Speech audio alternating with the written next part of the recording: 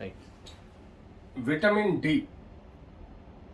Vitamin D అనేది ఈ మధ్యకాలంలో మనం చిన్న పిల్లలను చూస్తే పెద్దవాళ్ళలో డెఫిషియన్సీస్ ఎక్కువగా చూస్తున్నాం. ఈ విటమిన్ డి అనేది మనకు బాడీలో కాల్షియము, మెగ్నీషియము, ఫాస్ఫేట్ అండ్ ఇంకా అదర్ బయాలజికల్ టిష్యూస్ని ఎఫెక్ట్ చేసే విధంగా మనకు బాడీలో విటమిన్ డి అవసరం ఉంది. యూజువల్గా ఇది మనకు లివర్ ఆయిల్లో కానీ లేకపోతే కొన్ని ఫిష్లలో, మనం ఆరెంజ్ జ్యూసులలో, అలాగే డైరీ ప్రొడక్ట్స్లలో ఎక్కువగా చూస్తూ ఉంటాం.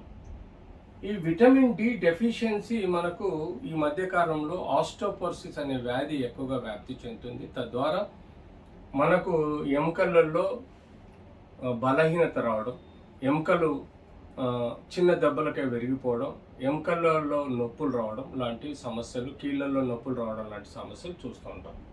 ఈ విటమిన్ డి అన్నది మనకు ముఖ్యంగా 9.3 వరకు బాడీలో కాల్షియం ఉండాలి. దానికి తోడు ఎబో 30 to 60 వరకు విటమిన్ డి ఉండాల్సిన అవసరం ఉంది. ఇది రెండు రకాలుగా మనకు విటమిన్ D2 అండ్ D3 అంటే కొలెకాల్సిఫెరాల్ అనే ఒక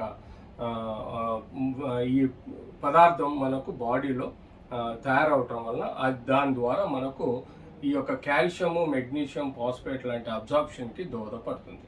సో విటమిన్ డి మన బాడీలో ఎలా వస్తుందంటే, ఇది ఎక్కువ శాతం మనకు న్యాచురల్గా మన స్కిన్ ద్వారా సన్ ఎక్స్పోజర్ ఉంటే, అంటే సూర్యరశ్మి ఎంత ఎక్కువ మన స్కిన్ పైన పడితే అంత మనకు ఈ సబ్క్యూటేనియస్ అబ్జార్ప్షన్ విటమిన్ డి, కొలెకాల్సిఫెరాల్ అనే D2, D3 యొక్క వ్యవస్థ మన బాడీలో చెందటం వల్ల మనకు ఈ యొక్క మెటబాలిక్ యాక్టివిటీలో దోహదపడుతుంది.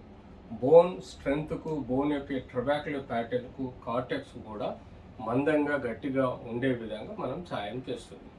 సో ఆబ్వియస్గా మనము యూజువల్గా ఈ విటమిన్ డి డెఫిషియన్సీ వల్ల ఎలాంటి సమస్యలు తెలుసుకుంటామంటే, దీనిలో యూజువల్గా ఒళ్ళంతా వీక్గా అనిపించడము, బాడీ బోన్ ఏరియాలలో పెయిన్ రావడము, హెయిర్ లాస్ అవ్వడము, అంతేకాకుండా కాల్షియం డెఫిషియన్సీతో పాటు విటమిన్ డి డెఫిషియన్సీ వల్ల బోన్ యొక్క బలహీనత రావడం, బోన్స్ ఫ్రెజైల్గా ఉండి ఈజీగా ఫ్రాక్చర్స్ అవ్వడం లాంటి సమస్యలతో కూడా మనం బాధపడుతూ ఉంటాం. సో ఎప్పుడైతే మనకు ఈ యొక్క విటమిన్ డి డెఫిషియన్సీ అనిపిస్తుందో దానికి తగ్గట్టుగా మనము యూజువల్గా బ్లడ్ టెస్ట్ చేయడం, అంటే యూజువల్గా బ్లడ్ టెస్ట్ అంటే మనం న్యాచురల్గా విటమిన్ D3 టెస్ట్ బిలో 30 ఉంటే దాని అర్థం మనం డెఫిసిట్లో ఉన్నాం. సో విటమిన్ డి డెఫిసిట్ మనకు కనబడ్డప్పుడు మిగతా ఏమైనా సమస్యలు టెక్నికల్గా మనకు కనబడ్డప్పుడు, పెథలాజికల్ ప్రాబ్లమ్స్, వాటిని రూల్ అవుట్ చేసుకోవడానికి ఎక్స్రేలు, సిటీ స్కాన్లు, ఎంఆర్ఐలు కానీ అవసరం ఉన్న చోట తీసుకోవాలి. అంతేకాకుండా మనం మినరల్స్ బాడీలో ఫాస్ఫేట్, మెగ్నీషియము, ఈ క్లోరైడ్, సోడియము, వీటి అన్ని మినరల్స్ లెవెల్స్ కూడా బాడీలో ఎలా ఉన్నాయో మనం పరీక్ష చేసుకోవాలి. కాల్షియం లెవెల్స్ కూడా మనం పరీక్ష చేసుకోవాలి. ఆ తర్వాత మనం విటమిన్ డికి మనం ట్రీట్మెంట్ కంపల్సరీ తీసుకోవాల్సిన అవసరం ఉంటుంది. సో ఇందాక మీకు చెప్పినట్టుగా ఎవ్రీడే మనం ఎంత డోసు మనం విటమిన్ డి తీసుకోవాలంటే దాదాపుగా 60,000 యూనిట్స్ ఆఫ్ ఈ యొక్క విటమిన్ డి సప్లిమెంట్ ఓరల్గా ట్యాబ్లెట్ రూపంలో కానీ, అది వారానికి ఒకసారి ఇవ్వడం జరుగుతుంది. ఇంజెక్షన్ రూపంలో అరాచిటల్ ఇంజెక్షన్స్ అని ఉంటాయి, లేకపోతే దానికి సంబంధించిన ఇంకా లేటెస్ట్ ఇంజెక్షన్స్ కూడా మన మార్కెట్లో అవైలబుల్ ఉన్నాయి. వాటితో పాటు మనం వారానికి ఒకసారి ఈ 60,000 యూనిట్స్ మనం తీసుకుంటూ ఉండాలి. సబ్సిక్వెంట్ ఇంజెక్షన్స్ కూడా సప్లిమెంట్ తీసుకోవాలి.